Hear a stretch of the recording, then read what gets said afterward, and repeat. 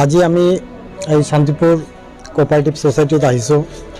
আমি financial লিটাৰেসি camp মানে awareness ক্যাম্পৰ কাৰণে বেংকৰ বিষয়ত। তো আমি এই ইয়াতে অনুষ্ঠানটো খুব ভালে ভালে কৰিলোঁ। তো এই অনুষ্ঠানটোৰ কাৰণে আমি ইয়াতে আমাৰ ডিডিএম নাবাৰ্ড ছাৰক লৈ আহিছোঁ, RCT ডিৰেক্টৰ চিৰাঙক লৈ আহিছোঁ, আৰু আমাৰ বেংকৰ যাতে একাউণ্ট খোলাৰ সুবিধাৰ কাৰণে আমি পাঞ্জাব এণ্ড সিন্ধ বেংক ইয়াতে আছে যে শান্তিপুৰত ব্ৰাঞ্চ মেনেজাৰকো ইয়াতে লৈ আহিছোঁ। আমাৰ মুখ্য উদ্দেশ্যটো হ'ল ইয়াতে গাঁৱৰ প্ৰতিটা ঘৰে ঘৰে যাতে একাউণ্ট খোলা হয়। প্ৰতিটা মানুহৰ একাউণ্ট খুলিলেহে মানে তেখেতে বেংকৰ বিষয়ে জানিব, বেংকৰ সা সুবিধাটো লাভ কৰিব পাৰিব। তো আমি সেই সজাগতাটোই কৰিলোঁ ইয়াতে আহি যে আপোনালোকে সকলোৱে মিলি যাৰ যাৰ একাউণ্ট নাই সকলোৱে একাউণ্ট খুলিব। যদি পৰিবাৰৰ একজনৰ একাউণ্ট আছে, দুজনৰ একাউণ্ট আছে আৰু বাকী দুজনৰ নাই, তেখেতৰ একাউণ্টটো খুলিব। সৰু সৰু ল'ৰা ছোৱালী যে আছে সেই সৰু সৰু ল'ৰা ছোৱালীৰো একাউণ্টটো খোলা আজিকালি খুবেই দৰকাৰ। কিয়নো আজিকালি স্কুলত পঢ়াৰ কাৰণে ধৰক তেখেতে স্কলাৰশ্বিপ পাব বা কিবা কিবি চৰকাৰৰ আঁচনি পাব। তো আঁচনিটো আজিকালি কোনো কেছ যোগেদি দিয়া নহয়, সেইটো আপোনাৰ একাউণ্টৰ তৰফতে দিয়া হয়। তো যাতে সেইকাৰণে সেই সুবিধাটো ল'ব পাৰে তাৰ বাবে একাউণ্টটো খুলিব দিয়া হ'ল আৰু কি খুলিবৰ কাৰণে যত্ন লোৱা হ'ল। আৰু যদি কোনো অসুবিধা আছে আমাক অৱগত কৰিব আমি দিছোঁ। আৰু যাৰ কাৰণে আমি সেইকাৰণে বেংকৰ বিষয়াকো লৈ আছোঁ যাতে একাউণ্ট খুলিব কোনো কষ্ট নহয়, বা ইয়াতেও যদি কোনোবা খুলিব খোজে আমি ইয়াৰ পৰা এপ্লিকেশ্যন কালেকশ্যন কৰি লওঁ। তো আমাৰ ইয়াতে জিৰ' বেলেঞ্চতে একাউণ্ট খুলিব পাৰে। জনধন যোজনা বুলি এটা আছে, তাতে যদি কোনোবাৰ যদি পইচা নাথাকে তেখেতে JDY PM JDY বুলি কয়, প্ৰাইম মিনিষ্টাৰ জনধন যোজনা, সেইটো একাউণ্ট খুলিব পাৰে। তাৰপিছতে আমি আৰু গাঁৱৰ মানুহক বেংকৰ বিভিন্ন স্কিমৰ বিষয়ে অৱগত কৰিলোঁ যে ইয়াতে খালি একাউণ্ট খোলাই নহয়, একাউণ্ট খোলাৰ বাহিৰেও আৰু বিভিন্ন ধৰণৰ বেংকৰ একাউণ্ট খুলিব পাৰি। যেনেকৈ ৰেকাৰিং ডিপ'জিট বুলি আমাৰ এটা একাউণ্ট আছে। সেইটো কি, সেইটো মাহে মাহে তেখেতে এটা পইচা জমা দিব পাৰে, ফিক্সড এটা পইচা। ধৰক কাৰোবাৰ যদি ভাবে যে মোৰ 500 টাকা মাহে মাহে জমাব পাৰোঁ, 1000 টাকা জমাব পাৰোঁ বা 100 টাকা জমাব পাৰোঁ, তেনেকৈ মাহে মাহে তেখেতে 1 বছৰৰ পৰা 10 বছৰলৈকে এটা ৰেকাৰিং ডিপ'জিট কৰে। আৰু সেইটো পইচা মানে লাহে লাহে এটা ডাঙৰ পইচা হৈ যায়, তেখেতৰ এটা ভাল ডিপ'জিট হৈ যায় কিছুদিন পিছত বা কিছু বছৰ পিছত, তেতিয়া তেখেতে এটা ভাল কামতে লগাব পাৰে। সেই এৱাৰনেছটো আমি দিলোঁ। তাৰপিছত ফিক্সড ডিপ'জিটৰ কথা ক'লোঁ যে তেখেতে ফিক্সড ডিপ'জিটটো কৰিব পাৰে। যে যদি কাৰোবাৰ পইচা আছে, ধৰক কোনোবা পইচা আছে ঘৰতে এনেই ৰাখি দিছে, হয়তো নাজানে বেংকত এনেকৈ ফিক্সড কৰিব পৰা যায় 1 বছৰৰ কাৰণে, 2 বছৰৰ কাৰণে, 2 বছৰৰ পৰা 1 বছৰৰ পৰা আপোনাৰ 10 বছৰৰ কাৰণেও ফিক্সড ডিপ'জিটটো কৰা যায়। তো তেখেতে প্ৰশ্ন কৰিলে যে আমি যদি পইচাটো ফিক্সড কৰোঁ আকৌ ভঙাব পাৰিম নে নাই যদি আগতীয়াকৈ লাগে।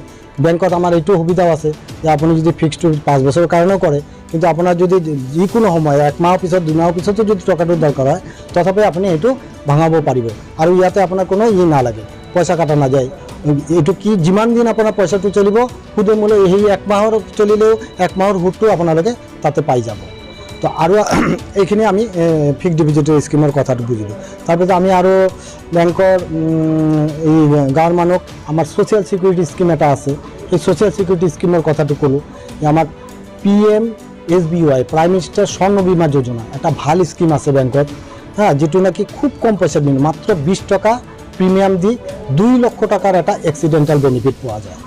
এইটো 18ৰ পৰা আপোনাৰ 50 বছৰলৈকে, এই 18ৰ পৰা 70 বছৰলৈকে কৰিব পাৰে। আৰু আপোনাৰ এইটো 1 জুনৰ পৰা শুৰু হয় আৰু 31 মেলৈকে এই স্কিমটো মানে থাকে, ভেলিডিটি থাকে। আকৌ 1 জুনৰ পৰা এইটো ৰিনিউ কৰিব লাগে। তো মাত্ৰ 20 টকাৰ বিনিময়ত তেখেতে 2 লাখ টাকাৰ এটা এক্সিডেণ্টেল, যিকোনো কাৰণত যদি কোনোবাৰ এক্সিডেণ্টেল বেনিফিট হৈ যায়, এই তেখেতৰ পৰিয়াল বা নমিনীয়ে সেই পইচাটো পাই যাব। তো গতিকে এইটো এটা ভাল স্কিম, মাত্ৰ 20 টকা, খুবেই কম পৰিমাণৰ টকা।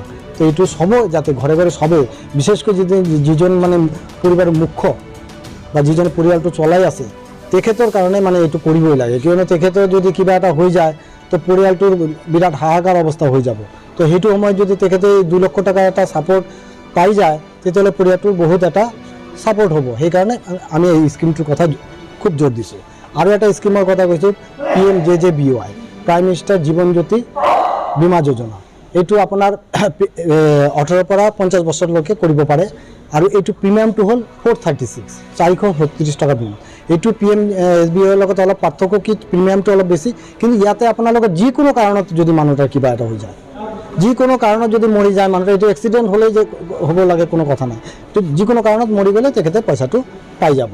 তো গতিকে এইটো এটা ধুনীয়া স্কিম, কিয়নো মাত্ৰ 436 টকাৰ বাবে তেখেতে এটা 1 বছৰৰ কাৰণে এটা সুৰক্ষা মানে বীমা যোজনা পাই আছে।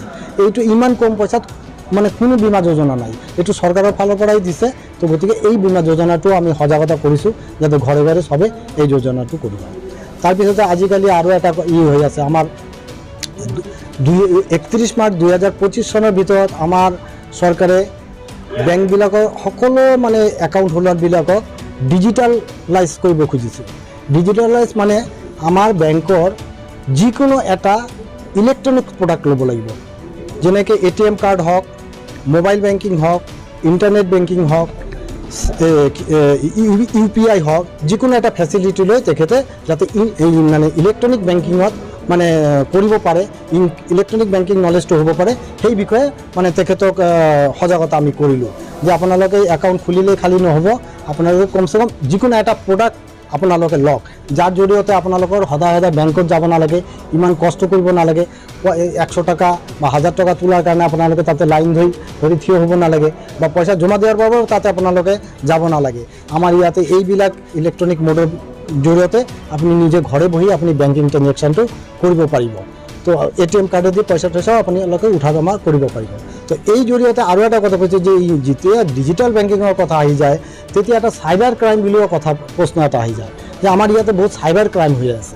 তাৰমানে কিছুমান ফ্ৰডষ্টাৰে কি কৰে, ভুৱা ফোন কৰি মানে মানুহক তেখেতৰ পৰা কিবা একাউণ্টৰ বিষয়ে জানিব খোজে, পিন নম্বৰৰ বিষয়ে জানিব। সকলোকে আজি ইয়াতে একচুৱেলি আমি আমাৰ যিটো বঙাইগাঁও ডিষ্ট্ৰিক্টত এটা NGO আছে DN বুলি, এওঁলোকৰ অৰ্গেনাইজ কৰা এটা প্ৰগ্ৰাম আছিলে ইয়াতে আজি। ইয়াতে একচুৱেলি আমি প্ৰগ্ৰামৰ মেইন উদ্দেশ্য দুটা আছিলে, এটা হৈছে ফাইনেন্সিয়েল লিটাৰেচি কেম্প, লগতে আমাৰ ইয়াতে আমাৰ শান্তিপুৰ VCDCৰ আণ্ডাৰত ওদালগুৰি বুলি এইটো এৰিয়া আছে, এই এৰিয়াত তাৰমানে নাবাৰ্ডৰ ফালৰ পৰা এটা প্ৰজেক্ট চেংচন কৰা হৈছে। এইটো প্ৰজেক্ট কষ্ট মোটামুটি 1,92 লাখ, ঠিক তেনেকৈ এটা প্ৰজেক্ট য'ত 140 বিঘা মেংগ' খেতি কৰা যাব। তাত 200 ফাৰ্মাৰ্ছ চিলেকশ্যন কৰা হৈছে, 200 ফাৰ্মাৰে তাত তাৰমানে এইটো বাগানটো ডেভেলপ কৰিব। তো এই বাগান এৰিয়াৰ যিখিনি ফাৰ্মাৰ চিলেক্ট কৰা হৈছে এওঁলোকক লৈ পেলাই আমি ইয়াতে কিছু কেনেকৈ আমি আগবাঢ়িম এই প্ৰজেক্টটো লৈ পেলাই এইটোৰ বিষয়ে আমি আলোচনা কৰিলোঁ যে আমি এতিয়া এইটো ছিজনত যিটো এতিয়া প্লেণ্টেশ্যনৰ ছিজন, এতিয়া যিহেতু তাত মেংগ', আপেল বেয়াৰ আৰু লগতে লেমন, আছাম লেমন যিটো চিডলিছ ভেৰাইটি বুলি কয়, তাৰ লগতে নিম গছ, ঠিক তেনেকুৱা মডেলৰ এইটো প্ৰজেক্টটো কৰা হ'ব।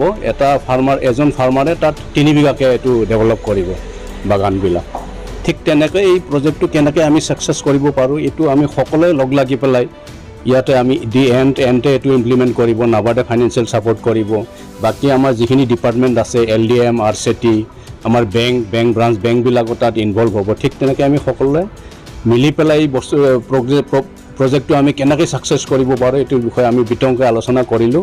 তাৰ লগতে আমাৰ যিখিনি এই ওদালগুৰি এৰিয়াত যিখিনি ফাৰ্মাৰ চিলেক্টেড যিখিনি ফাৰ্মাৰ আছিলে এওঁলোকে ইয়াতে উপস্থিত আছিলে, এওঁলোকক আমি ফাইনেন্সিয়েল লিটাৰেচি যিটো ডিজিটেল ফাইনেন্সিয়েল লিটাৰেচি কেম্প বা আমি বেংকিং কেনেকুৱা কি ফেচিলিটি আছে, কেনেকৈ লোন ল'ব লাগে, কেনেকৈ আমাৰ বেংকিং প্ৰডাক্ট আছে, গভৰ্ণমেণ্টৰ কেনেকুৱা ধৰণৰ সুবিধা আছে, এই বস্তুবিলাক আমি বিতংকৈ আলোচনা কৰি পেলাই আমি ইয়াতে এই প্ৰগ্ৰামটো কৰিলোঁ।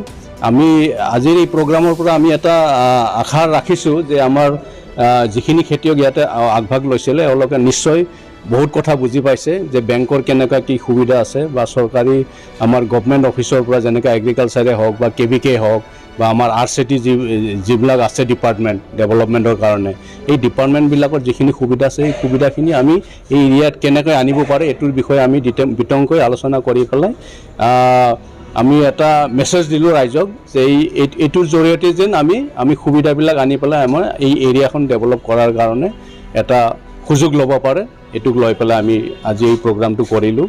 আৰু আমি আশা ৰাখিছোঁ নিশ্চয় এই প্ৰগ্ৰামৰ পৰা আমাৰ এটা ভাল এটা ছাকচেছ এটা কৰিব পৰা এটা পদক্ষেপ হোৱা বুলি মই আশা ৰাখিছোঁ। ধন্যবাদ।